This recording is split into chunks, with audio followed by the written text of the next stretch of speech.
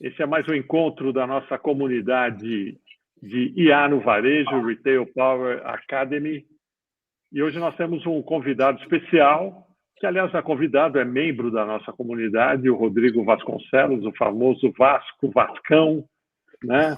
E ele vai se apresentar, eu não vou ficar falando muito aqui, mas o programa, né, de hoje é falar sobre a China. O Vasco está lá na China, está tendo uma experiência pessoal também diferente, profissional também, né?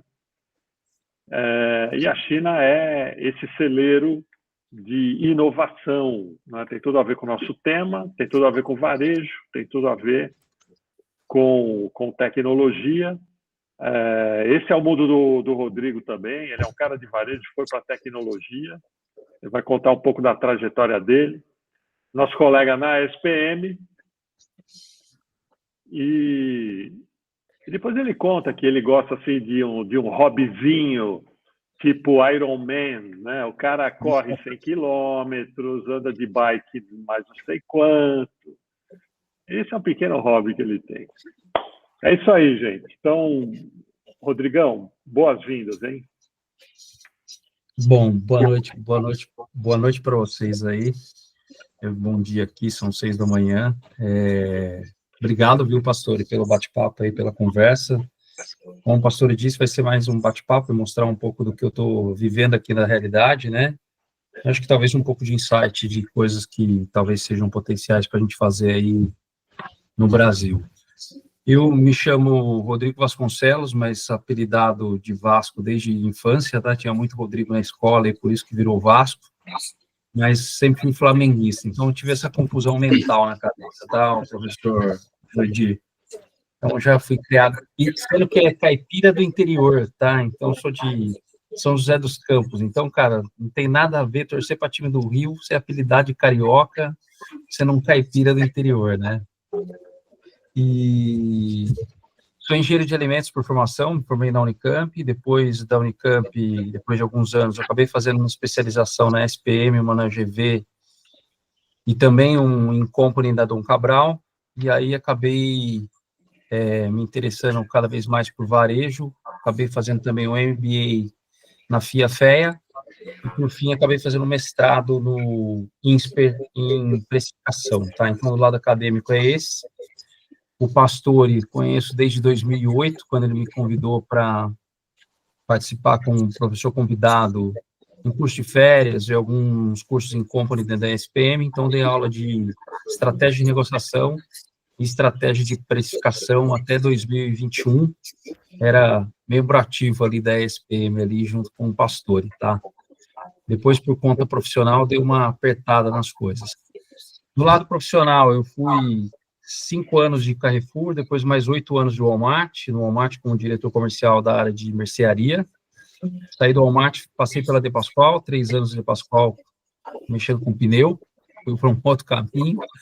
Depois eu fui para a Sodimac, que é de material de construção, talvez alguns conheçam, fui funcionário número 3 ou 4 da Sodimac no Brasil, quando adquiriu a de Ciclo, para implementar as lojas aqui no Brasil. Então, eu fiquei durante 3 anos dentro da Sodimac Material de Construção como diretor comercial, só que com a cabeça cheia de energia, cheia de vontade de coisa para fazer, eu acabei começando um empreendimento que era um SaaS, um Software as a Service, para o mundo de bar-restaurante, onde, na verdade, eu fazia um Software as a Service numa modelagem que chama Matchmaking, que, na verdade, em resumo, de uma forma bastante simples, que eu fazia, eu criava a lista de compra do bar e restaurante, com base naquilo que ele gostava de comprar e da especificação daquilo que ele desejava, da marca que ele desejava, do perfil dos distribuidores que ele tinha crédito, e com base nisso,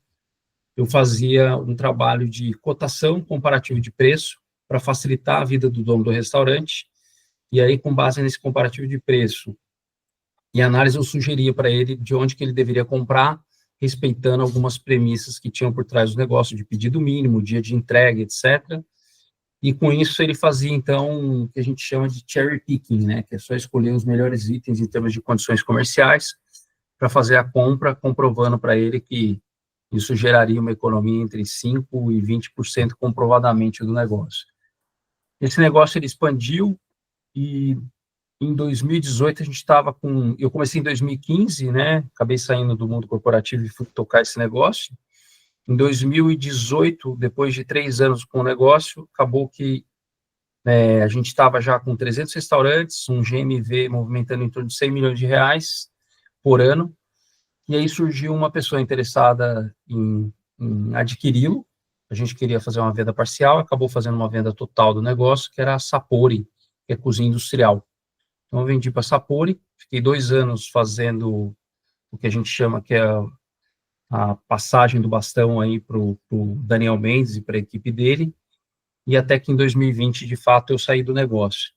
Quando eu saí do negócio, eu comecei a fazer de novo coisa voltada para tecnologia em pricing, mas era um momento de pandemia super apertado e estava bastante arriscado. Eu falei, putz, não é o momento para isso. E acabei recebendo convite de uma investida do Pátria, né? Então, eu trabalho com uma investida do Pátria, chama Delis hoje. Estou como... O cargo chama CPO, na verdade é o diretor de compras, diretor comercial do negócio. E estou lá desde 2020, setembro de 2020, onde que a Delis, na verdade, é uma tese de distribuição para o mundo de varejo, de um mundo de food service, onde que a gente distribui alimento para bar, restaurante, padaria, lanchonete, pequeno varejo, tá? Então, quando eu entrei na Delis, a gente faturava em torno de 1,8 bi, tinha 6 empresas adquiridas. O ano passado, a Delis faturou 5,3 bi, 20 empresas adquiridas, e acabou recebendo, por conta desse tamanho, uma nova rodada de investimento com outro grupo, um outro fundo de investimento que chama CVC Capital Partners, e com esse investimento da CVC, a Delis está com um projeto ousado que é de triplicar o tamanho. Então, a gente deve sair de 5 bi para 2027, um faturamento de 15 bi de reais, tá? No mundo de food service e pequeno varejo. Tá? Então, é uma empresa hoje que tem 5 mil funcionários, 2 mil vendedores, e o negócio é B2B, tá? Basicamente, mas a gente faz um pouco de B2C. Então, imagina que a gente tem 700 caminhões espalhados pela rua, frota própria, mais uns 200, 300 que trabalham variando de acordo com a demanda, onde que o nosso papel é o cliente bar restaurante ou o próprio consumidor final faz o pedido até 17, 18 horas do dia anterior, em menos de 24 horas, no dia seguinte, a gente está entregando a mercadoria para você, pedindo mínimo de R$300, tá? Então, se você, consumidor, também quiser entrar lá para comprovar e ver e experimentar, acho que vale a pena.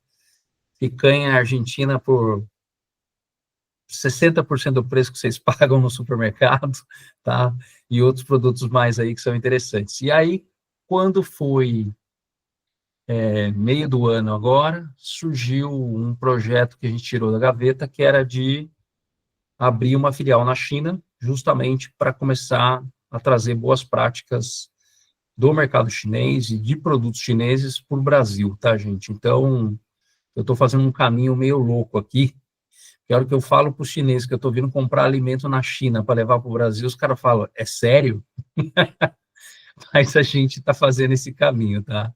Então, entenda que o mercado É a chinês... rota da China, o Vasco, a rota da China. Olha, pode ser, viu? Mas tem boas descobertas e coisas bem interessantes aqui de como está mudando o modelo chinês, e eu acho que esse foi o propósito, tá? Então, esse é o meu papel, que eu estou aqui. Estou na fase de estruturação da empresa, então eu imagino que não tinha nada aqui, então cheguei agora, contratamos um advogado para entender como montar o melhor modelo para montar a empresa aqui, estou contratando um comprador na China também, para interagir com a gente também, e, enfim, estruturando o negócio para que a gente comece a fazer exportação, e aí, quem sabe, na frente também, mandar alguns produtos do Brasil para a China, tá? Então, o pastor, inclusive, agradeço, eu estou falando com a Douyin, e estou falando com a Alibaba, que os dois têm caminho reverso também, só para vocês saberem, tá? Então, mercado aqui super aquecido. É isso aí. Então, é isso do lado da apresentação, tá, gente? Falando um pouco aqui do que eu tenho visto, né, e do que vi, acho que, primeira coisa, eu falei com bastante gente antes de chegar aqui, pessoas que foram expatriados, que moraram aqui, principalmente, tá? E todo mundo me falou a velocidade que está mudando a China, tá? E que cada ano que vinham, obviamente, tinha bastante coisa diferente. Então, eu cheguei aqui com uma expectativa bastante baixa, eu não conhecia, de fato, de China, e achei ainda que estava bastante subdesenvolvida, apesar das tecnologias que publicavam, mostravam para a gente, né? E foi totalmente o contrário que eu achei aqui, mesmo em cidade pequena, tá? Já visitei umas 10 cidades aí, pequena para a China, tá? Pequena para a China é 1,4 milhões, 1 milhão de habitantes, os caras chamam de cidade pequena. Eu moro numa cidade pequena, quanto que tem? 1 milhão de habitantes. Você fala, não é possível, cara. Tá? Então, achei muita coisa muito interessante. Então, eu vou compartilhar uns slides com vocês de coisas que eu acho que tá bem desenvolvido e bem colocado aqui. Só uma pergunta antes, quem que já conhece daqui de China, já veio algumas vezes, enfim, seria legal para ter uma ideia também, né? Eu ameacei, mas Nenhum. acabei não indo. Eu também já tenho 3 ameaças e 3 desistências.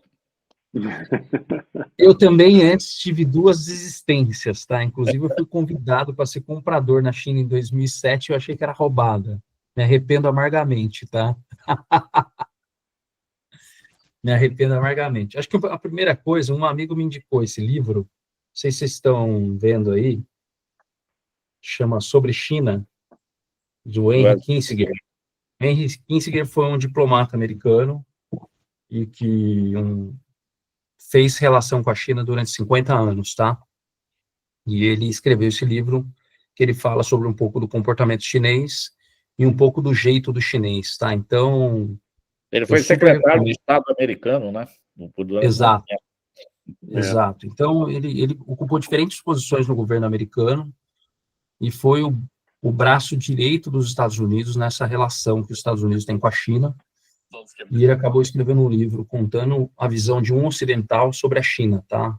Do ponto de vista de desenvolvimento, etc. Então, eu de verdade estou na metade do livro, mas estou bastante espantado com um pouco do jeito chinês, tá? Daquilo que a gente às vezes ouve como lenda, de tratar de negociar, versus o que eu tenho visto na realidade. Então, recomendo super, tá? E assim, né, começa por um lado bem interessante, porque a gente acha que o centro do mundo, às vezes, é a gente ocidental, né, fala, lá os chineses, etc. Os caras estão aqui desde 6.000 anos já, fazendo negócio, fazendo comércio, e se desenvolvendo em termos de cultura e civilização. Então, os caras estão muito na frente nossa do ponto de vista de ser humano. E aí ele fala muito sobre o comportamento do chinês, de como que o chinês ouve, escuta e como que ele entende sobre a guerra e comportamento humano. Então, bem interessante, acho que vale a pena, tá, turma? Para dar uma lida. Segunda quem não veio, venha, e venha com urgência, porque, de fato, eu acredito que isso aqui vai ser primeira do mundo em termos de economia mais rápido do que se imagina, tá? Os caras estão preparados, apesar da bolha que está tendo aqui, realmente uma bolha imobiliária pesada, mas a estrutura, a cultura, a política do governo, como ele tem implementado, e também o potencial do país, então acho que faz muito sentido, tá? Então, acho que, de fato, vai se tornar a maior economia do mundo.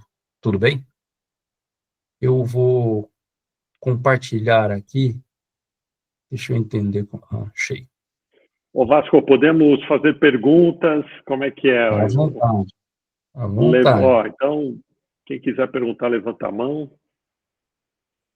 Vocês estão vendo aí? E aí? Sim. Então, beleza. Eu só criei uma... Isso aqui são fotos minhas, tá? Eu fui tirando daquilo que eu achei interessante pela rua e de como... Vasco, peraí. Tenta colocar no modo... Apresentação. De apresentação de slides. Ele está no... Está pequeno ainda. Ah, não estou no slide? Estranho, porque eu estou. Às vezes demora. Então tudo bem. Não, deixa eu Volta lá. tentar aqui de novo. É o PowerPoint, às vezes ele tem um delay mesmo. Então, nesse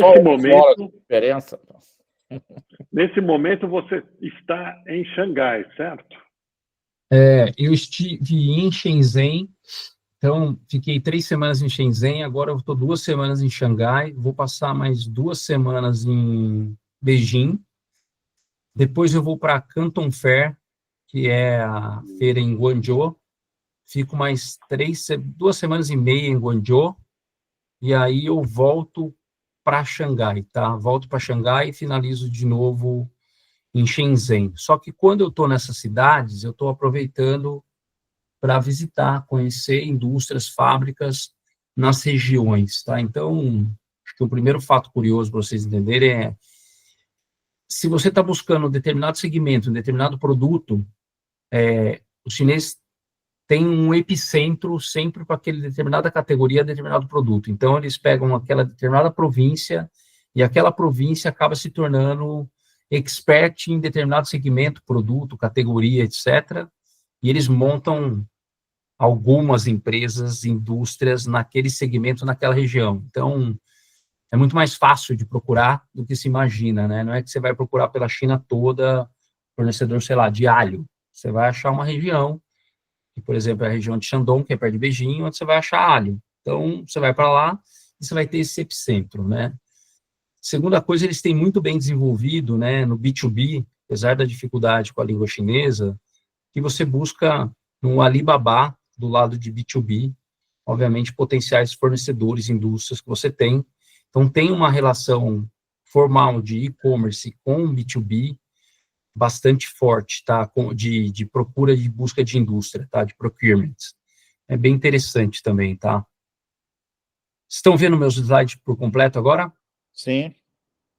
Então, beleza. Acho que o primeiro ponto, né? A população, apesar de estar crescendo pouco, esse é um dos primeiros diferenciais competitivos que tem aqui na China, né? 1,4 bi de pessoas que estão numa fase de desenvolvimento, acho que do ponto de vista de cultura, de educação, impressionante. Então, eu coloquei alguns vídeos para vocês verem aqui, tá? Durante a minha estada. Isso aqui que eu estou mostrando em movimento, só para vocês saberem, é uma biblioteca de Shenzhen, onde que eles têm, na porta da biblioteca, tem 3 equipamentos como esse, que são plataformas self-service de livros. Você vai lá, o seu aplicativo, bate lá nessa livraria self-service, ou faz o pré-agendamento, e retira o seu livro na biblioteca, tá? Eu entrei na biblioteca sábado à noite para visitar, porque é um ambiente, um design super moderno, uma biblioteca considerada bastante grande aqui na China, etc. Eles tinham 1.300 posições de cadeira para estudante. Sábado, 7 da noite. Sábado, 7 da noite, tinha mais de 50% das cadeiras ocupadas com gente estudando. Fui no museu, fui em alguns museus aqui durante o final de semana, sábado e domingo, tá? Principalmente à tarde. Essa foto que vocês estão vendo aqui são grupos de crianças de 5, 6 anos de idade passeando pelo museu de sábado e domingo. Sábado e domingo lotado de criança estudando, entendendo e ouvindo a história da China em museu. Então, quando a gente olha em termos de educação, eles estão falando que tem quase 10 milhões de universitários se formando no ano, tem um investimento forte do ponto de vista de educação, que o empregador tem que botar em torno de 3, 8% aí de total de investimento no negócio, e a outra coisa, a China aloca dos seus investimentos pesados em pesquisa e desenvolvimento, quase 2,5% do seu orçamento bruto aí, diria, tá? Então, a China está super avançada do ponto de vista de preocupação também da formação futura que tem como população, tá? Então, isso super interessante também. Quando você olha para o lado de patentes, né, eles estão muito na frente do que estão fazendo em termos de patente. Então, juntando Estados Unidos, Europa e Japão, eles somados, eles têm mais patentes que todo mundo junto, né? Isso aqui, tudo vida real, tá? Isso aqui é meu quarto do hotel, por sinal, esse é o corredor do quarto. Eu pedi uma comida ontem e, como um bom brasileiro, eu pedi a comida, vi que no aplicativo já chegado, eu desci no corredor para pegar a comida. Quando eu cheguei lá embaixo, o cara falou, não, sua comida subiu de robô. E esse robô sou eu filmando o robô chegando para entregar comida no meu quarto, tá? Então, ele chega na porta do seu quarto, você tem um botão aí em cima que ele fala abrir, você abre, seu pedido está lá dentro, você pede via plataforma, tudo conectado dentro do mesmo aplicativo de celular, que chama WeChat, você pede tudo dentro do mesmo aplicativo, paga, e vem um robô na porta do seu quarto te entregar a comida, tá? Beleza? Do outro lado, eu vou falar um pouco sobre carro elétrico. A cidade que eu estava, Shenzhen, tem 17 milhões de habitantes. A cidade não existia em 1980. Quer dizer, era uma vila de pescador, tá? Ela foi uma cidade planejada pelo governo em 1976 para se tornar um polo tecnológico do mundo. Hoje, Shenzhen tem 17 milhões de habitantes, sede da Huawei, sede da BYD, e 100% da frota pública, ônibus, táxi, micro-ônibus, trem, tudo, 100% elétrico. E quando você vai para a rua, 70% da frota são de carros elétricos, tá? E a outra coisa que os caras usam aqui, que é uma loucura, depois eu até mando um videozinho para o pastor compartilhar no grupo, é motinha elétrica. Essas motinhas elétricas custam em torno de R$3.000, R$2.000. Essas motinhas elétricas são um meio de locomoção do chinês, para curta distância. Você para a motinha onde você quiser, você anda por onde você quiser, elas têm uma autonomia de 25 ou 50 quilômetros, depende do motor dela, da bateria. Você para onde quiser, segurança total aqui, não tem, em grandes centros, não tem ladrão, esquece. Você anda com o seu celular à vontade, se você deixou o seu celular em algum lugar, você vai voltar lá, alguém guardou para você, ou vai estar no mesmo lugar. Então, todo mundo deixa bicicleta destrancada, moto destrancada, você deixa na rua, milhares dessas motinhas, e a turma andando pela rua sem nenhum problema, tá? Estou seguindo aqui, tá, gente? Se tiverem perguntas, fique super à vontade. Olhando para o mundo chinês, né, acho que só por curiosidade, o Brasil, 30% do que o Brasil importa vem da China, e 30% do que o Brasil exporta vai para a China. Então, a nossa relação comercial com a China é bastante grande, né? E a China, como polo de suprimento do mundo, obviamente, os caras estão muito na vanguarda, tá?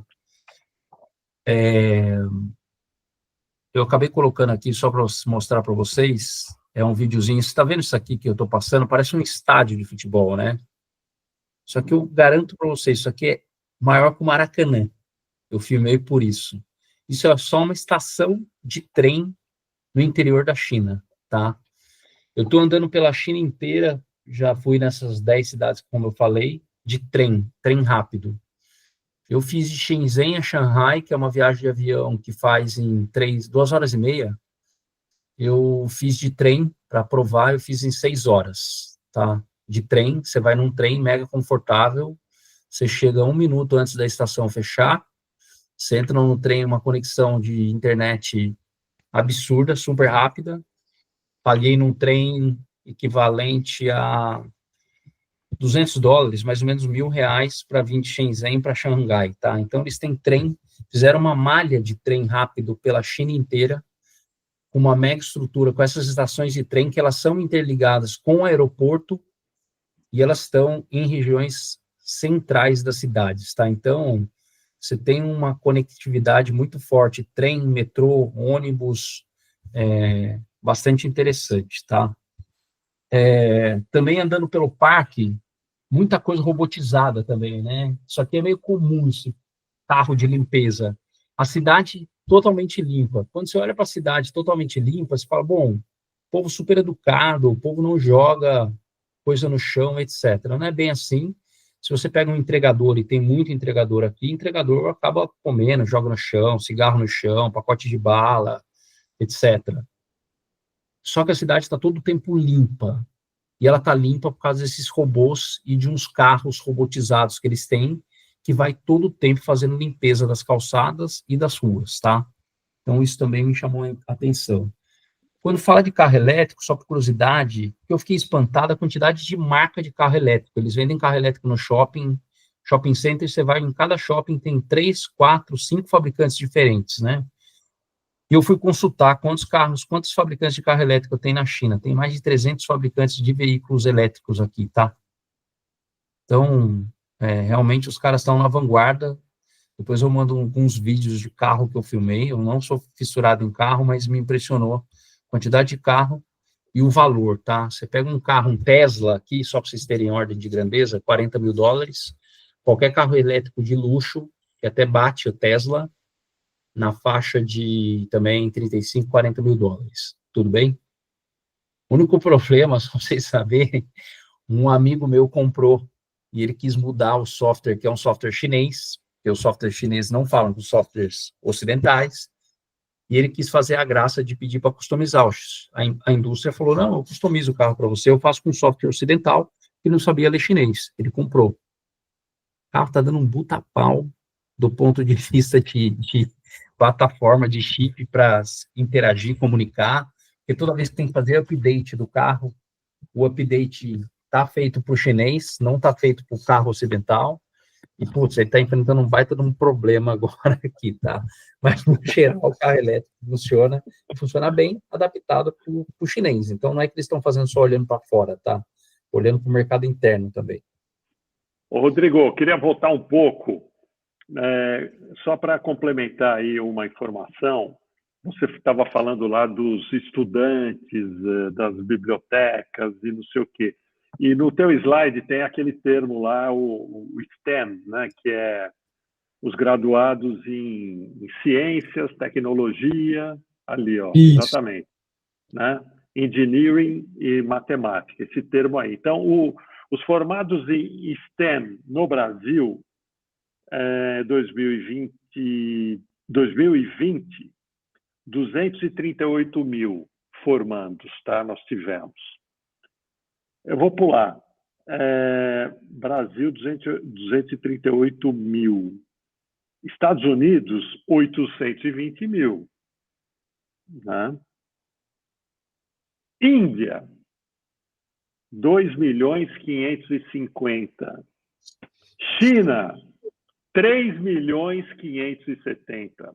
Então, enquanto a gente forma 238 mil estudantes em ciências e tecnologia, eles formam 3.500.000.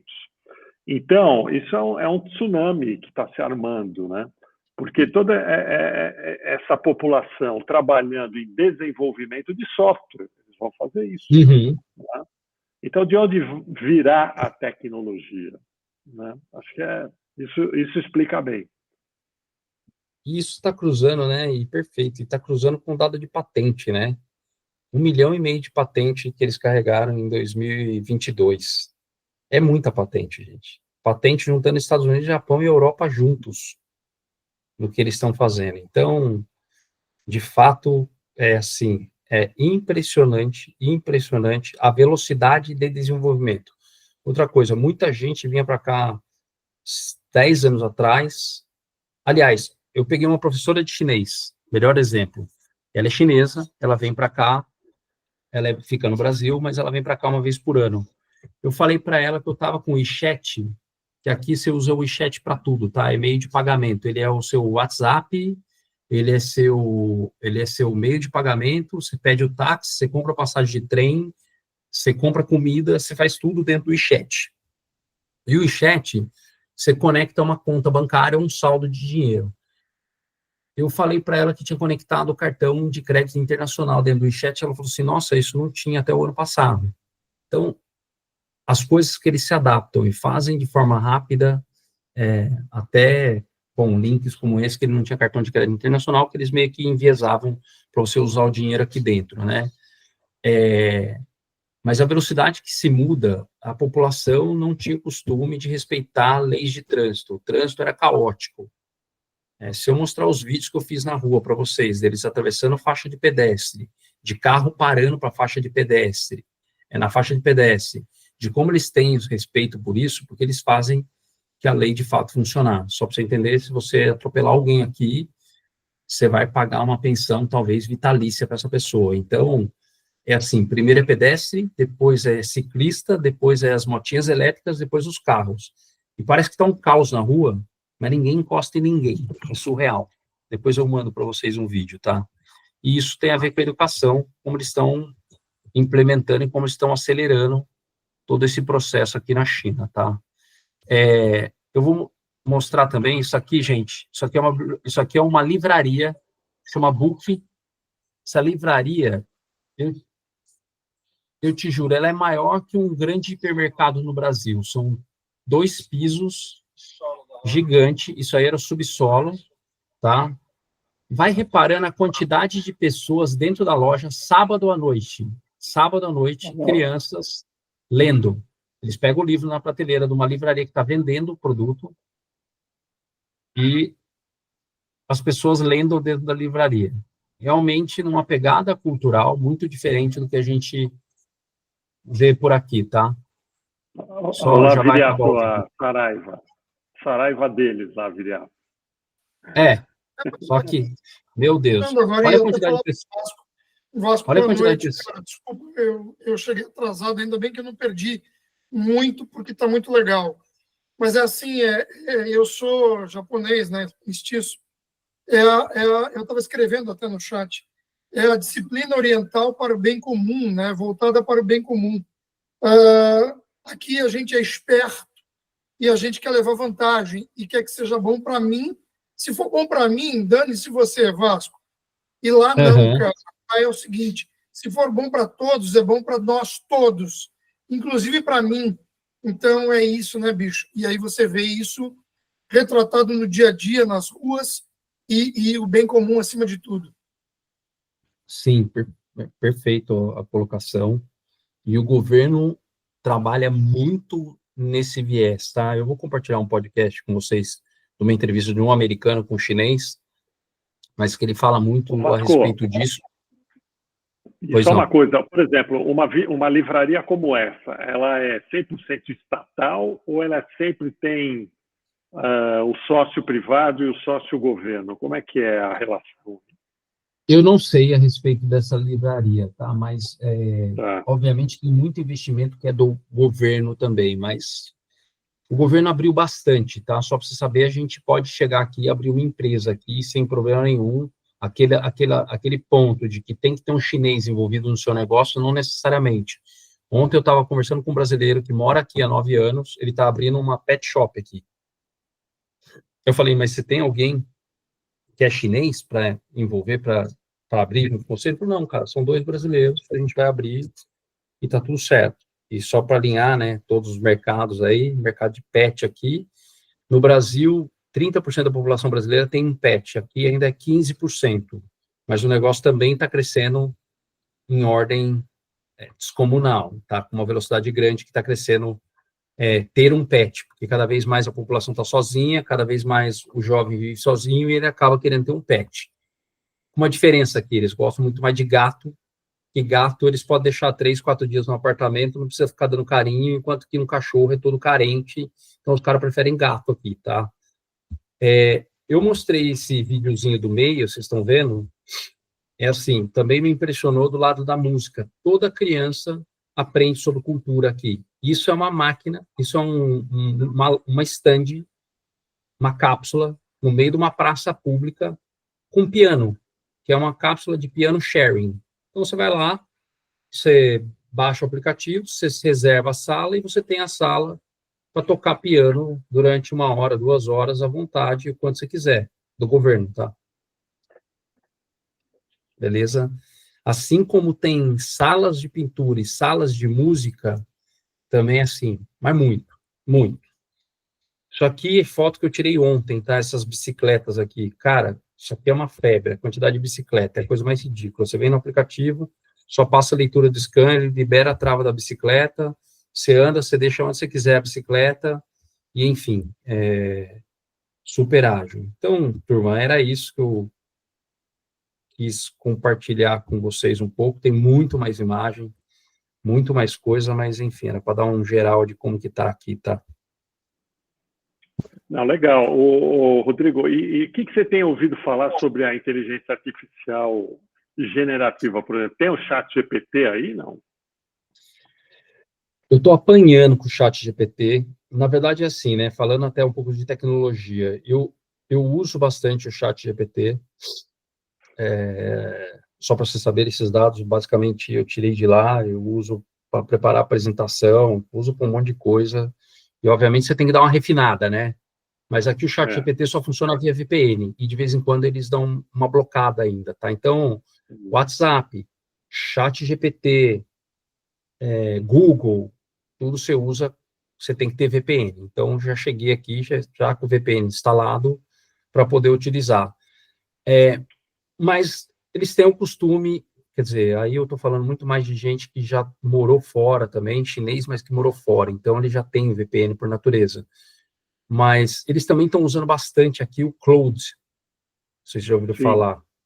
Sim, e os caras afirmam de pé junto que o Claude é melhor. Como eu estou aqui na China, eu tentei instalar o Claude, eu não consegui. Mas os caras garantem e falam assim, esquece, chat GPT é piada. O Claude é muito melhor. Tá? E alguém até compartilhou um slide de curva de aprendizado das inteligências artificiais e tal, e realmente o Claude está muito mais avançado. Né? O Claude, que é da... Como chama o fabricante do Claude mesmo? Esqueci. Anthropic. Anthropic, exato. Obrigado, Sandro. E o Claude, ele funciona melhor para arquivos grandes, assim, para uma massa maior, por exemplo. Isso é verdade. Sim. Aí outra coisa, né? Você falou, eu acabei não mostrando, reforçando o slide ali. Ou você usa tudo no celular, QR Code, você gera o seu QR Code na hora, tá? Então eu tenho o chat GPT, eu vou lá, eu gero um QR Code na hora, e esse QR Code é o que eu pago o negócio. Mas a velocidade que você paga, gente, esquece aquele negócio do cartão, que a gente pega um cartão físico na mão e passa na maquininha, ou toca na maquininha. Demora um tempo para adquirência, sinal, não sei o que, tal. Aqui, o QR Code dos caras é assim, juro, você mal acabou de passar o celular perto, ele já bipou, já leu, já fez a leitura. Então, os caras têm uma velocidade de dinamismo, de touch point, de transação, que é surreal. E você gera o seu QR Code na hora para transferir dinheiro, para receber dinheiro, e você tem tudo isso nesse ecossistema aqui. A outra coisa é que eu fiz algumas coisas, bem coisa de ocidental mesmo. Primeiro eu cheguei com cartão, o primeiro dia com cartão. Os caras olham pro cartão achando que é uma coisa esquisita, juro. Ele olhou para mim e falou, o que você tá me mostrando, cara? Eu não sei o que é isso. Não sabe que é um cartão de crédito. Segundo, eu saí, fui no supermercado, que eu quis comprar, e eu vi dentro do supermercado, chama Remar, que é do Alibaba, tem várias lojas aqui, e as lojas cheias de gente dentro, pegando compra, etc., e eles vão botando dentro de uma sacola e vão botando uma esteira, que é a esteira que passa em cima da loja. Eu vi aquilo e falei, legal, um monte de gente pedindo delivery, né? E eu saí da loja e eu vi pouca gente saindo com sacola. Eu saí para a rua com sacola do supermercado, levando água, levando umas coisas que eu queria levar para o hotel. Cara, as pessoas olham para você, parece um ET na rua, uma sacola de supermercado. ET. Eu falei, cara, achei estranho, por que estão olhando estranho, né? Perguntei para um chinês, ele falou, cara, aqui a gente vai na loja, mesmo que a gente queira ir na loja, a gente vai na loja, escaneia o que a gente quer comprar, pede, e na verdade a compra vai chegar em 15 minutos na minha casa, de graça. Então por que eu vou ficar carregando sacola? Ninguém carrega sacola. Esse caso aí foi até exibido há bastante tempo atrás na NRF, né? Remar. Aí a outra coisa é assim, e é loja espalhada por todo quanto é lugar. E aquele shopping que você mostrou, que tem academia a céu aberto. Céu aberto não, é uma academia sem... Como se fosse no corredor do shopping, não é? Sim, é verdade. Eu vou mandar para vocês, mas assim, o shopping, você olha uma loja de passeria, de confeitaria, outro naipe em termos de design, de conteúdo, de apresentação de produto. Academia de boxe no meio de um shopping, academia de dança no meio de um shopping, os caras, loja de pet vendendo gatinho no meio do shopping, tipo um stand no meio, um stand de exibição, mas assim, cada gato numa temperatura, com uma iluminação, um tipo de alimentação, os caras fizeram uma gourmetização de venda de pet shop surreal, tá? Tanto que esse amigo meu, que é um brasileiro, foi diretor há algum tempo aqui de indústria de pet aqui na China, ele está abrindo uma padaria para pet shop, um bakery de pet. Falou, mas o que é? Cara, eu espero que com isso vai ter café para o dono do pet e tal, mas ele pode deixar só o pet, eu vou ter uma vitrine com biscoitos decorados, etc., e que o pet vai ficar 2, 3 horas comigo. Então, forneço o serviço de cuidar do pet enquanto a pessoa vai fazer alguma coisa, e, em paralelo, é uma padaria. Então, o pet vai ter acesso a biscoitos e pães diferentes. Pergunta do Antônio. Vamos lá, Antônio. Oi, Rodrigo, boa noite. Obrigado aí por compartilhar a tua experiência. Agora, uma coisa que eu queria te perguntar, colher um pouco o teu sentimento, qual é a sensação de você estar usando de maneira integrada no seu dia a dia um verdadeiro super app, que é o WeChat? Antônio, obrigado pela pergunta. Eu estou sentindo que a gente estava na idade da pedra, cara. Eu juro que eu vou voltar para o WhatsApp, eu vou ter uma sensação esquisita, porque, cara, simplesmente você vai instalando mini programas nele, né? Qual que é a brincadeira? É assim, por exemplo, eu tenho uma dificuldade, eu não consigo usar ainda o Taobao, porque é tudo em chinês, tá? Eu tenho que ficar dando print de tela para traduzir. O Alipay não, o Alipay, se você tem os super apps lá dentro, ele tem um tradutor lá automático que consegue te ajudar. Tem app que não tem, mas tem apps que eles desenvolveram para ocidentais aqui e são mini programas. Então, eu instalei uns mini programas dentro do WeChat. Cara, você instala tudo isso dentro do WeChat, Antônio, tudo isso se conecta com o WeChat, com a sua conta, você não precisa fazer nada, você não preenche nada. Só fala assim, você quer conectar com o WeChat, instalar um mini programa aqui dentro? Então, eu já tenho uns 15, 20 mini programas e você vai acumulando dentro do WeChat. Cara, você só puxa, arrasta a tela do seu WhatsApp para baixo, aparecem seus mini programas, você escolhe o que você quer fazer e vida que segue. E tudo com transação hiper rápida. Então, cara, de verdade, o WhatsApp é ruim. É um WhatsApp com Pix, tudo junto, né? Mas ele é um WhatsApp com Pix junto, é isso. Eu não quero entrar muito nesse tipo de discussão, mas a inteligência artificial generativa é ocidental, né, Rodrigo? Não tem um fabricante, um desenvolvedor chinês, né? Pelo menos por enquanto. Então, parece que é um movimento que vem, principalmente dos Estados Unidos, né? E toda hora a gente está sendo aqui bombardeado, é notícia, e é isso e aquilo. E hoje, né, já sai um valuation, coincidentemente, né, já sai um valuation da OpenAI. Então, quer dizer, há toda uma máquina, né, trabalhando para jogar para cima da gente essa nova tecnologia, e com isso a economia americana vai se mantendo, vai reativando, né, porque é um diferencial. Os chineses não têm isso, por enquanto, né? Não tem, né? Mas vamos lá, né, o pastor, e isso me chama a atenção também. Não tem, mas é o seguinte, né? A população chinesa é 1/4 da população mundial. Se o cara não está aqui, ele não está presente no mundo todo, e vice-versa. E os caras aqui vão desenvolver esse app, ou vão desenvolver essa tecnologia, ou estão em alguma hora. Então, tem muito mais gente, como a gente mostrou, de educação, trabalhando para desenvolver isso. Então, putz, aí a convencional tem. Aí a convencional tem, né? Tudo funciona aí com leitura facial, né? Facial, isso. Aliás, essa história de não ter assalto vem por isso, tá?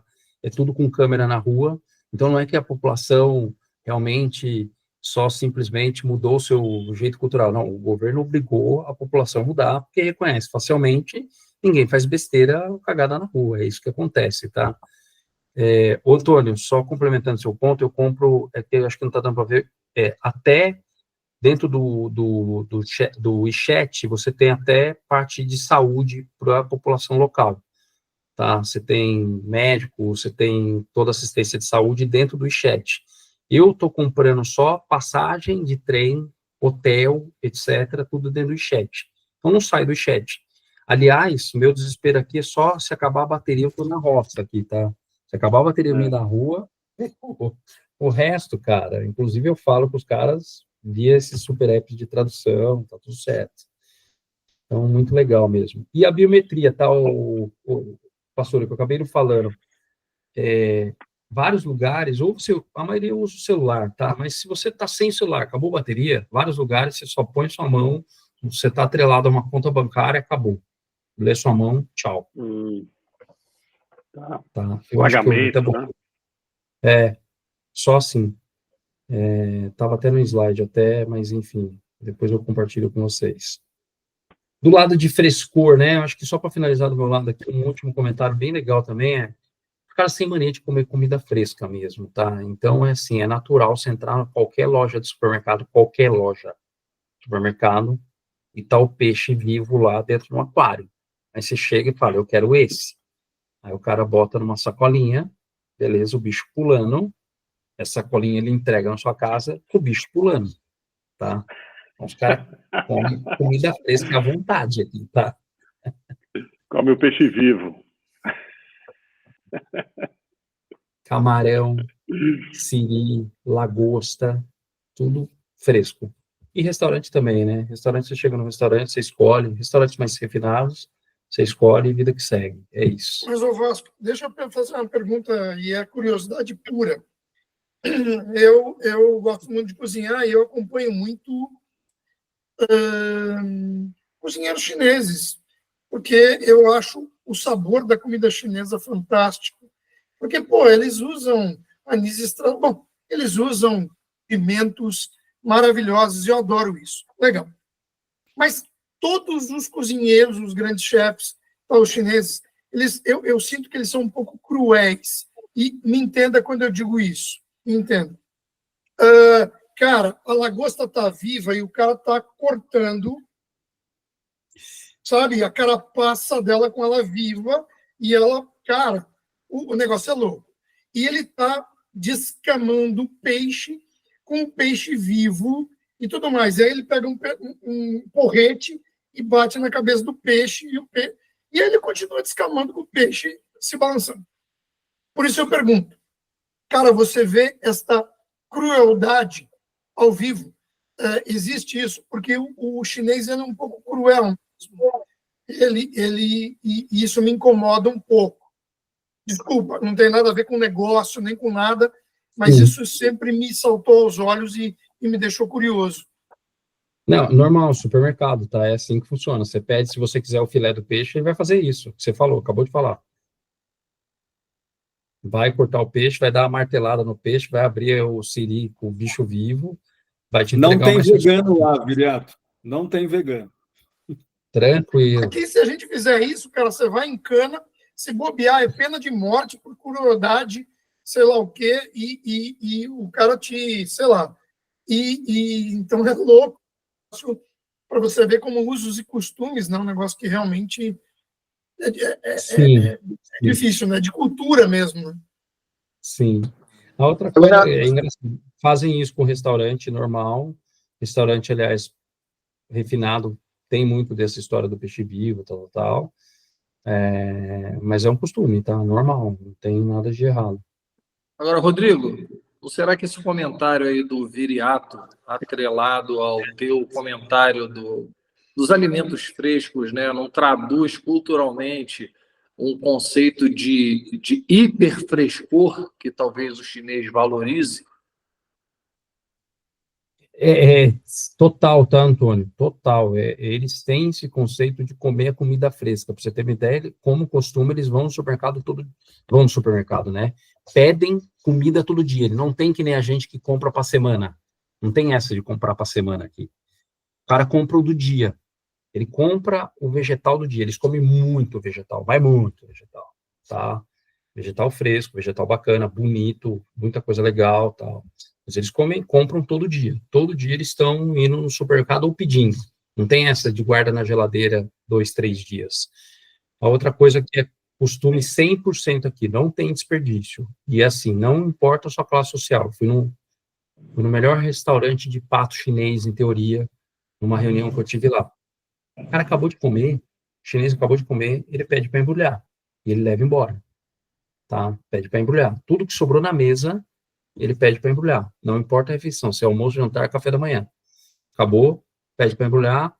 Eles têm umas embalagens, aliás, embalagem descartável que é meio grotesco, isso é ruim no meio ambiente, porque os caras usam embalagem assim, a dar com pau. A dar com pau. Todo produto. Eu pedi uma batata frita do Burger King, eu só queria a batata, ok? Pedi uma batata frita do Burger King, vem numa sacola térmica, tudo vem em sacola térmica. Os caras gastam com embalagem aqui. Dentro da sacola térmica, mais três embrulhados de papel. Então, eles gastam muito com embalagem, e eles têm umas embalagens que é para fazer o marmitex na hora que você acaba de comer, você só aponta para o garçom, eles cobram um Airbnb, 2 Airbnb, que custa R$1, a embalagem, você bota tudo e leva embora.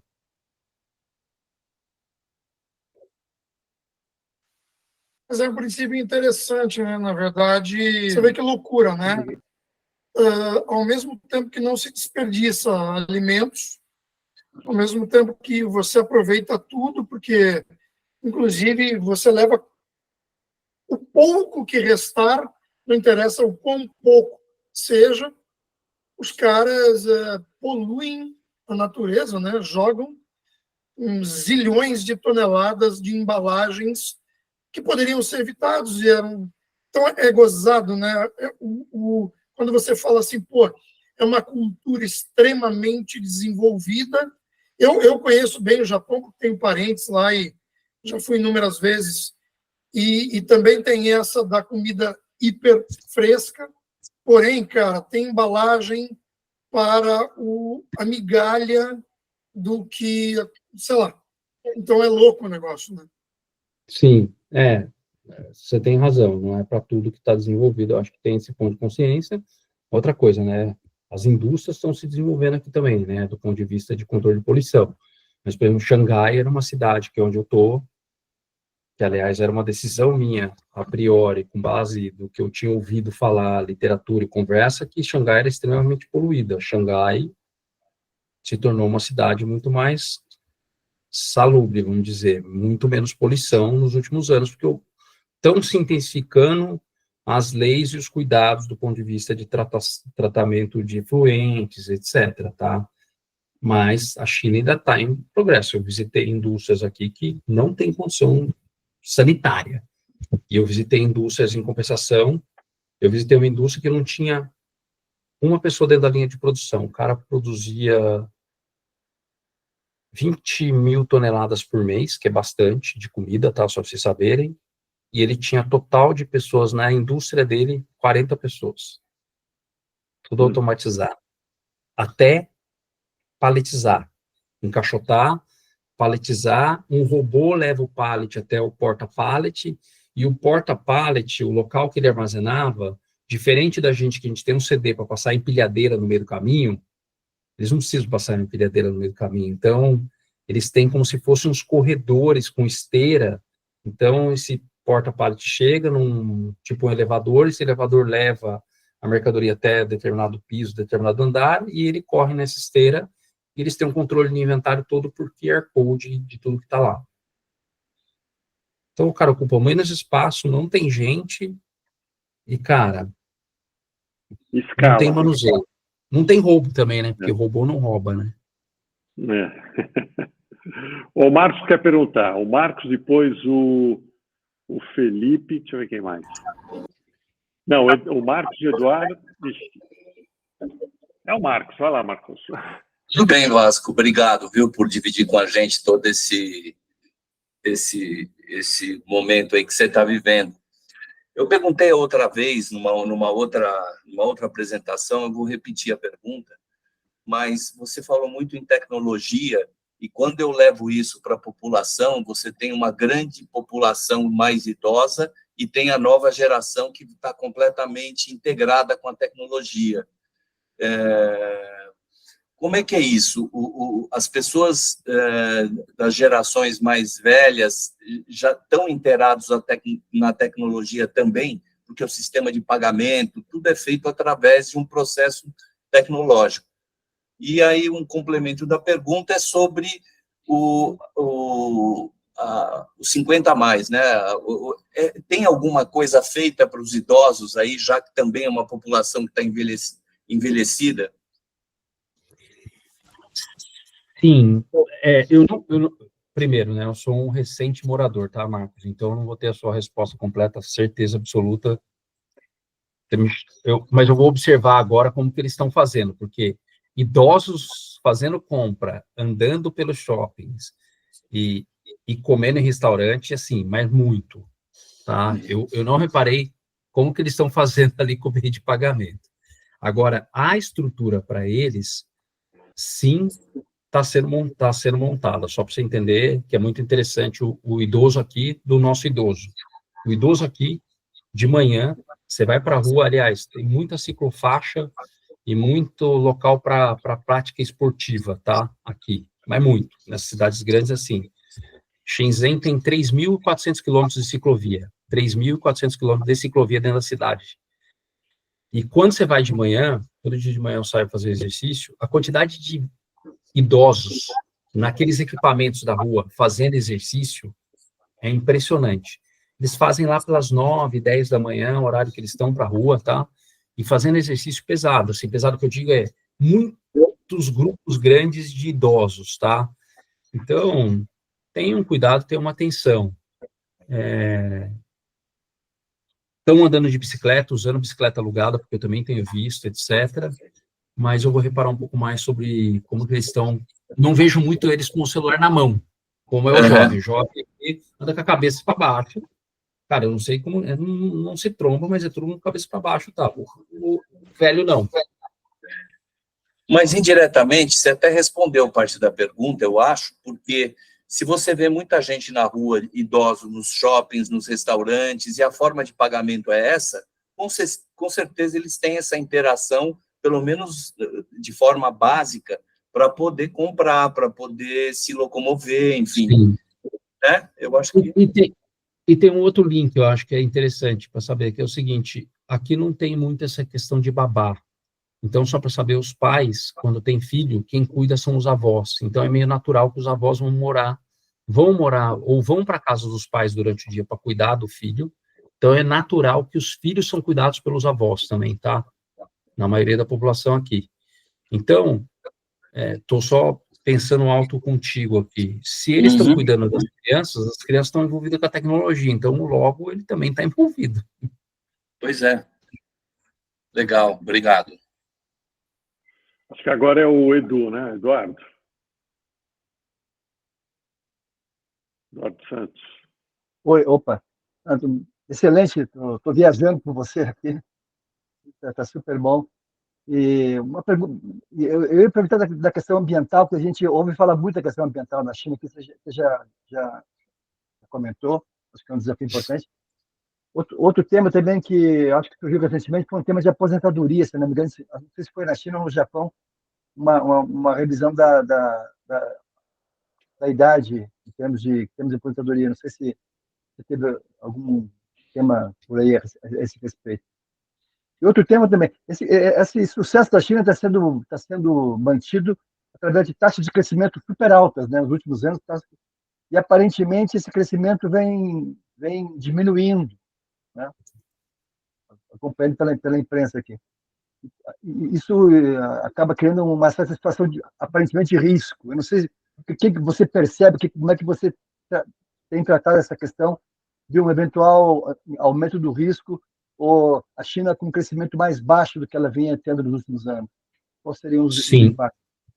Eu acho, bom, primeiro, né, acho que a questão do governo, semana passada, com a injeção de dinheiro no mercado, foi justamente por isso. Do lado de real estate, só para entender, nos últimos 2 anos, caíram em torno de 30% o valor dos imóveis aqui, tá, Eduardo? Então, de fato, tem uma bolha.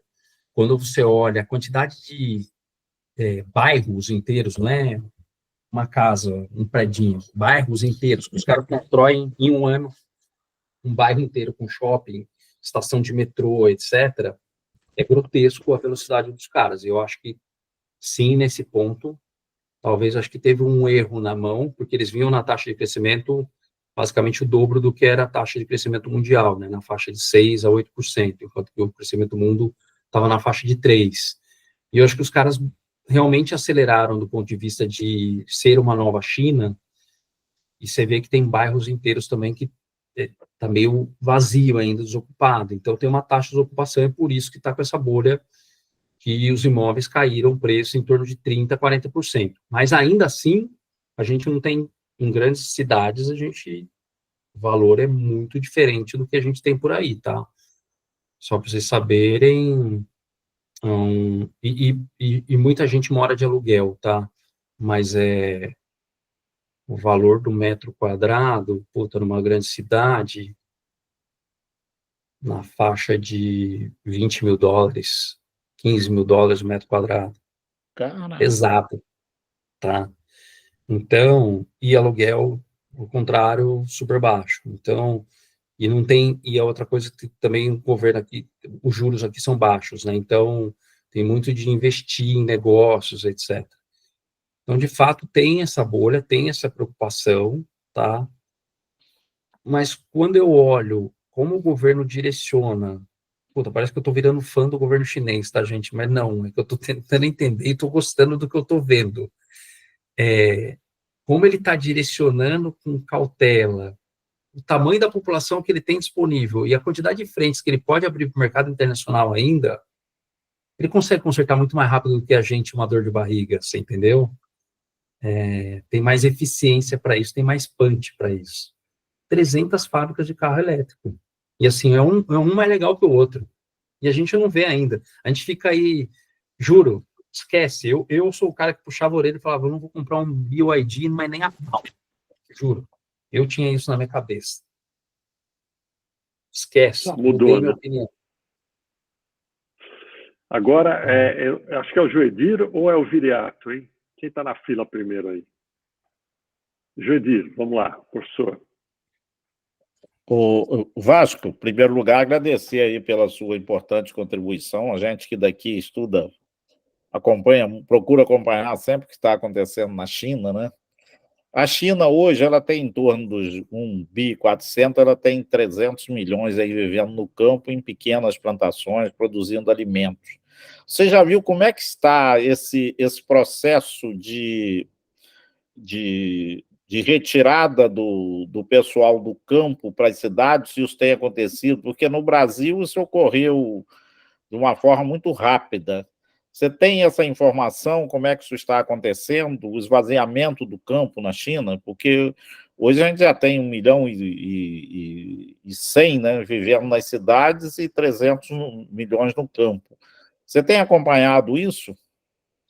A população era 50-50, eu estou tentando lembrar que ano que era 50-50, se eu não me engano, acho que era 2010, 2011. O Vanderlei que está aí é amigo meu também, tá? Ele é mais rápido, mais ligeiro com os dados, ele deve estar consultando tudo ali. Talvez ele saiba mais preciso. Na verdade, em 2009 eu estive na China, em Pequim, Shanghai, Beijing, e eles, na época, eles colocavam 100 mil chineses comendo por ano. É uma frase estranha, mas é a realidade. 100 mil chineses eram tirados do campo, colocados na cidade e passavam a comer, porque na época eles viviam com $1 por dia, quer dizer, acho que nem isso, $1 por dia o chinês vivia. E a situação era bem grave, por isso que o arroz subiu, o commodity subiu para chuchu, porque a China começou a comprar demais. Mas realmente o campo, eles vinham esvaziando o campo para levar gente para a cidade. E uma coisa aí, depois eu faço a minha pergunta, não vou roubar a vez aí, estou só dando o Vasco com números. Não, mas bom ponto. Mas era 50% em 2010, acho que o Vanderlei está corretíssimo. e agora é 64%, tá, Uau. Júlio? Mas os caras estão desenvolvendo a agricultura também num outro patamar. Tem coisas boas e ruins, tá? Boa. Os caras não eram plantador de batata, eles são plantador de batata hoje em dia, tá? E produzem, as maiores fábricas de produção de batata do mundo estão aqui, já. E os caras não tinham fábrica há 5 anos atrás. Então, os caras têm uma velocidade para desenvolver tecnologia, os caras estão começando agora tomate. Então, só para entender que tem um lado bastante bacana do ponto de vista de desenvolvimento e tecnologia. Do outro lado, eu acho que ainda tem uma preocupação com a questão da agricultura do ponto de vista de agrotóxico, etc., que eu ainda não me adentrei aqui quanto à regulamentação, porque realmente os vegetais aqui são de um tamanho meio extraterreno, tá? Mas, enfim, mas, de fato, tem um êxodo rural, sim, acontecendo, tá? O número que a gente encontra por aqui é que hoje está em torno de 22% o pessoal do campo. Então, há poucos dias era 50%, né? Então esse esvaziamento foi muito forte, né? Se esse número está correto, o esvaziamento foi muito forte. Desculpa, professor Gedir, mas é que tem uma coisa que é estranha, que, na verdade, na China, não tem o direito de ir ou vir. Você só vai para a cidade se o governo chinês autoriza. Não é que você não acorda de manhã e fala assim, vou morar em Pequim, vou morar para... Não, você vai morar aonde o governo permite que você more. Você não escolhe. Então, esse êxodo, ele é controlado pelo governo chinês. Então, não é uma coisa que o povo... Se fosse tipo assim, vamos todo mundo para o campo, vamos todo mundo para a cidade, a China estava no litoral faz tempo, né? Em 10 anos, eles teriam todo mundo migrado. Mas lá é totalmente controlado. Aconteceu aqui, né? Sim, O que aconteceu aqui gerou as favelas, né? Exatamente. Tem um Viriato ainda com a mão levantada. E tem uma outra coisa também, acho que complementando nesse ponto, né, do ponto de vista de controle, etc., que também você sabe que se você tiver um segundo filho aqui, você paga, né? Você paga para ter o seu segundo filho, o seu segundo filho não tem direito ao plano médico do governo, né? Então, são $9.000, se eu não me engano, que você paga de taxa, que é meio um fine, uma multa, mais que o seu segundo filho, a conta é sua. Abriu uma empresa de vasectomia aí, né? Deve ganhar dinheiro. Deve ser um belo negócio, viu, cara?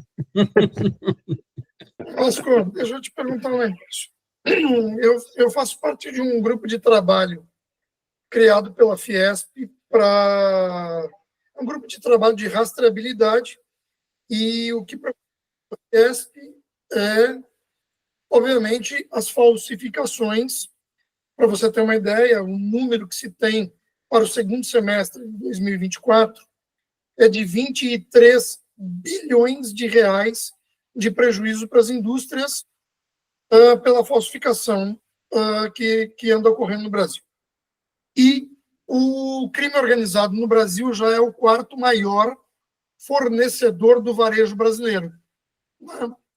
Aí vem a pergunta, e eu quero perguntar em 2 frentes.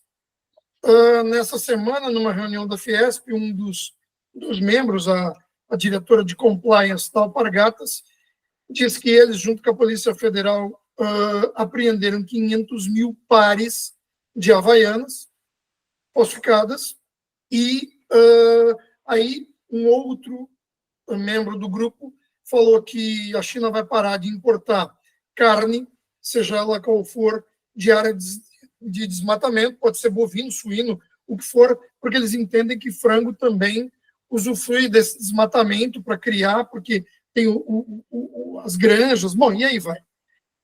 Então, é isso. A pergunta é, eles gostam de comida, de alimentos hiper frescos. O que a gente exporta daqui são congelados, tanto aves, quanto suínos, quanto bovinos. Então, você sente uma diminuição do consumo destas carnes congeladas por conta dessa hipervalorização do fresco? Essa é a primeira pergunta. E a segunda é, os chineses são famosos no mundo inteiro pelas suas falsificações beirando a perfeição.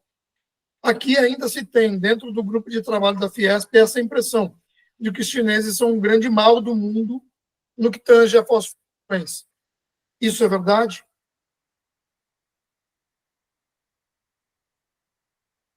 Vasco, está sem som.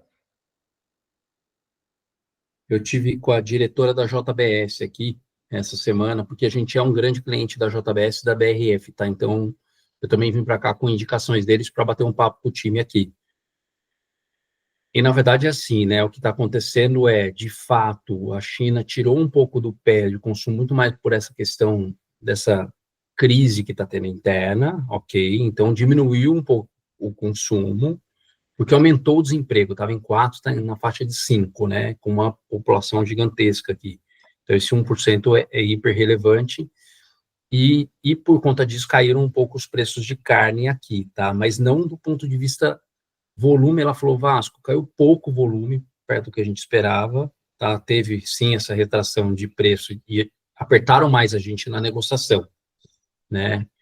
Mas é interessante que é o seguinte, o volume ainda de carne e aves que eles compram do Brasil é absurdo, é grotesco, e não vejo uma troca da carne pelo peixe, tá? Não vejo, tá, Viriato? Não vejo. Acontece que são hábitos diferentes que eles têm, tanto do consumo de peixe, quanto do consumo de carne, dependendo do prato, etc. Mas não tem essa troca, e de trocar o frescor e outra coisa, a carne aqui, eles não produzem carne aqui, eles precisam da gente. Precisam da gente, da Austrália, principalmente, tá? Eles trazem muita coisa. Carne premium, Austrália e Argentina. Carne ruim é a gente, tá? E é muito engraçado, é só por curiosidade, e eu não como restaurante que tem prato de carne para baixo, já aprendi, tá? Comer fora é caro, mas um restaurante aqui para comer um filé de frango é barato, e tá? Você paga R$80 um prato de comida na rua. Comida ocidental é caro aqui, tá? Comida chinesa é baratinho, 10, 20 reais você come em qualquer lugar bem. Comida ocidental é restaurante vazio e caro. Vazio, não tem ninguém nos restaurantes ocidentais. Mas um prato de carne custa R$150, uma carne razoável. Para baixo de 150, cara, você não sabe que carne que tá vindo no seu prato, tá direto. É estranho. Eu tive a experiência de comprar umas 2 carnes, falei, cara, e geralmente é carne brasileira, que a carne brasileira chega aqui congelada, mas eles dão preferência à australiana porque é fresca e é premium. E a brasileira é Nelore e é congelada. Então, a nossa carne aqui é usada para a indústria da transformação, para eles fazerem o tal dos dumplings, os pratos congelados, os rolinhos, etc. Carne boa, eles usam fresca e é da Austrália, você tem razão. Sobre o segundo ponto da falsificação, cara, vem daqui, né? Vem daqui. Ponto. Caiu uma baita de uma chuva em Shenzhen, eu estava de bicicleta. Eu falei, cara, eu preciso entrar num lugar. Eu entrei numa porta de um shopping, que eu achei que era um shopping, ok? Cara, eu entrei dentro da nossa 25 de março, só que é a 25 de março da 25 de março, tá? Todas as falsificações do mundo que você podia, com nomes diferentes, tá? Então, a Burberry não era Burberry, era Bidbury. E com a mesma logotipia, as mesmas roupas, os mesmos cortes, etc. Beleza, dei uma andada, fiz uns filmes, eu até mando para vocês umas baita falsificação, que você não olha e fala, será que... Como que eu distingo, eu, ignorante, que é igual, que é diferente da original?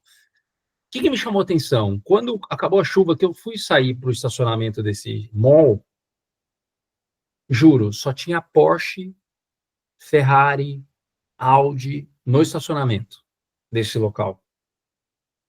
Beleza? Só fica a pergunta, porque eu também não falei com ninguém a respeito. Quem estava lá, esses carros estacionados, são os donos dessas lojas que estão vendendo um monte, ou é um monte de consumidor que o cara passa por rico e fala, beleza, mas eu estou usando um monte de coisa falsificada barata, entendeu? É uma bagunça. São os dois, porque quem vende está ganhando uma grana fenomenal e quem compra está botando uma banca fenomenal. É difícil esse controle, viu? Difícil. Eu dei Havaianas, eu trouxe bastante Havaianas para eles gostam. Mas, cara, os caras também têm as Havaianas deles aqui, tá? Falsificada.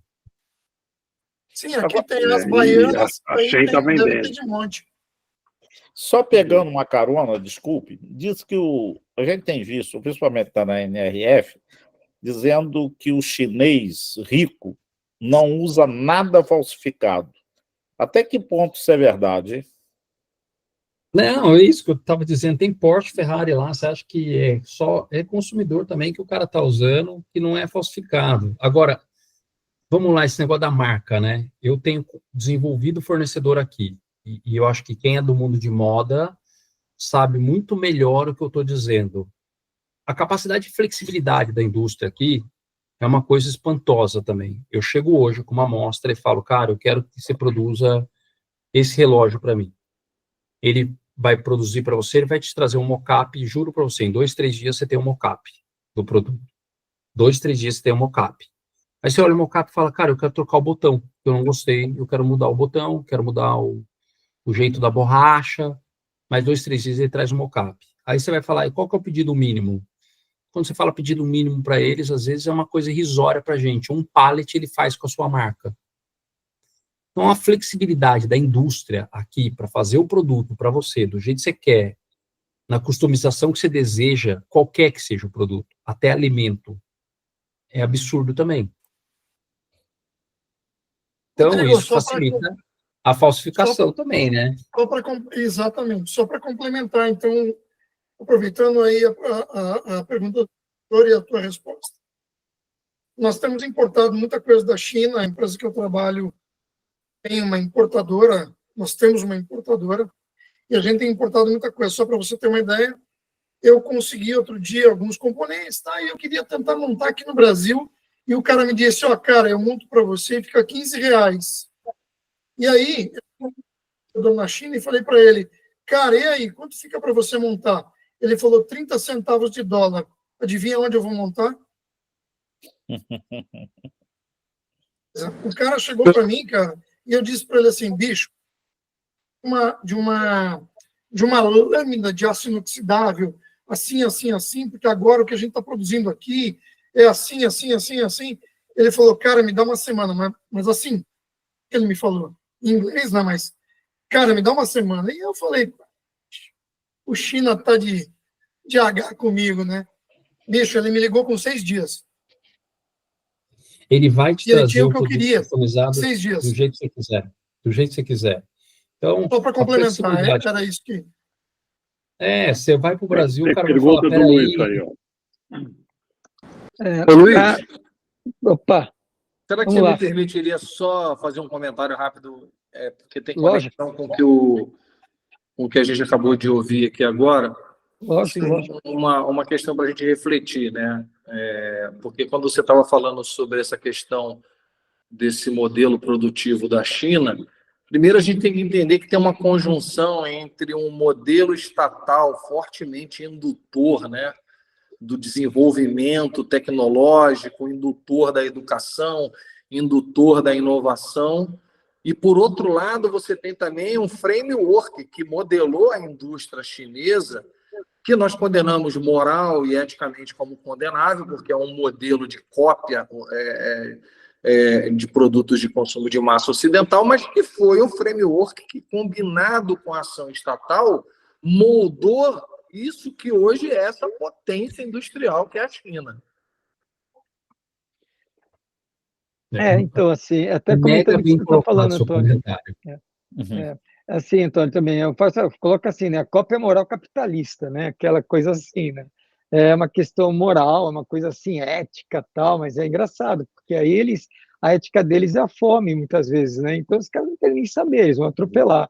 É estranho, eu também sentia muito estranho aquilo lá, e aí é uma coisa que eu queria perguntar para o Vasco, que é uma coisa que eu tenho a curiosidade, porque esse tipo de coisa é difícil, quando eu tive até palestra com um monte de empresário e coisa e tal, mas teoricamente, o governo chinês é dono de todas as empresas, né? Eles falam que 50% da empresa obrigatoriamente é do governo chinês. Então, o cara não é dono da empresa, o governo é dono de todas as empresas. A questão que eu vejo assim, como é que a Dailies, como é que você vê as empresas que você teve contato, a empresa que você está agora aí, né, que está Como é que você sente a influência? Tem influência? É livre? Como é que é a interferência do governo chinês na administração, no dia a dia da empresa na China? Primeiro, Vanderlei, eu acho que isso está mudando, porque hoje você é capaz de montar uma empresa sem ter um vínculo com o chinês, por exemplo, tá? Ontem eu estava com esse cara que está montando essa empresa de pet. A outra coisa é que a gente está montando uma empresa aqui, tá? Contratei só para vocês saberem, o Piero Neto, para ajudar a estruturar o negócio e mais o escritório chinês. Então, gente pesada, que tem know-how para ter garantia sobre o negócio e não precisa mais ter o chinês. Agora, é meio oculto isso, tá, Vanderlei? É uma pergunta que você faz e não é respondida. Eu fiz essa pergunta, tá, direto para 2 empresas que eu fui, que é assim, tecnologia de ponta, essa que tem 40 funcionários dentro. O cara falou que ele era produtor de alho até 2 anos atrás. Eu falei assim, que legal, e você construiu isso aqui com dinheiro próprio? Porque é uma fábrica surreal. Essa resposta eu não tive, tá? Não tive. E não foi para um só que eu perguntei. Então, de fato, e outra coisa, né, gente, vamos lá. Tudo está aqui, tá? Então, tem um monitoramento forte, né? Para quem já leu o 1984 lá, o Big Brother, aqui é um grande Big Brother. Então, assim, você não vê, as pessoas não gostam de falar de política, ponto, não falam. Você pergunta do governo, ninguém fala.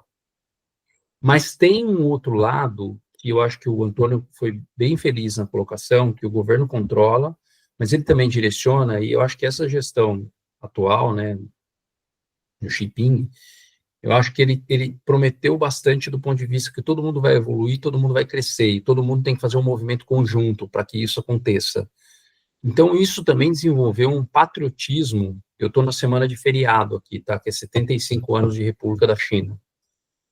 Cara, as pessoas na rua, assim, primeiro, o governo vai, na semana anterior, bandeira em todas as avenidas, bandeira, bandeira, bandeira, bandeira, a dar com pau.